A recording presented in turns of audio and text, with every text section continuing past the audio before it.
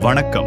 மருதம் மலர்கள் YouTube channel பார்வையாளர்களே, இன்று நாம் காணப்போகிறோம் சிவபெருமானுக்கு செய்யப்படும் அன்னாபிஷேகம் என்ற அபிஷேகத்தின் அரிய மகிமையை. அன்னம் என்பது உணவாக மட்டுமல்ல, அது உயிரின் ஆதாரம், பரிபூரண அர்ப்பணிப்பு. அன்னாபிஷேகம் என்ன?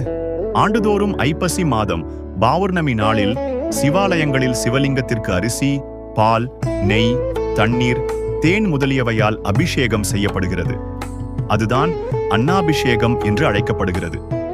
அது உடல் பசியை அடக்குவது போலவே உயிரின் பசியான கருணையை நிறைவேற்றும் அபிஷேகம்.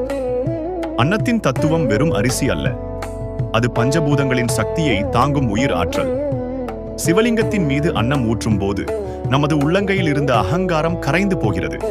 அன்னம் அன்பின் வடிவம், அதனால் அதை கொண்டு சிவனை ஆராதிப்பது அன்பின் உச்சமாக கருதப்படுகிறது.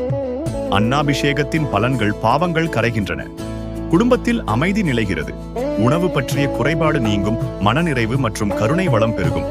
இதனால் பலர் சிவாலயங்களில் ஒரு முறையானாலும் அன்னாபிஷேகம் செய்ய வேண்டும் என்று விரும்புகிறார்கள். முடிவுரை: அன்னாபிஷேகம் என்பது உணவின் வழியே செய்யப்படும் பரம பாசம். அது அருள் பிளஸ் அன்னம், அன்னாபிஷேகம். இந்த அபிஷேகத்தை காணும் நேரமே தியானமாகிறது. ஓம் நமசிவாய. இந்த வீடியோ பிடித்திருந்தால் மருதம் மலர்கள் யூடியூப் சேனலை சப்ஸ்கிரைப் செய்யுங்கள். சிவபெருமானின்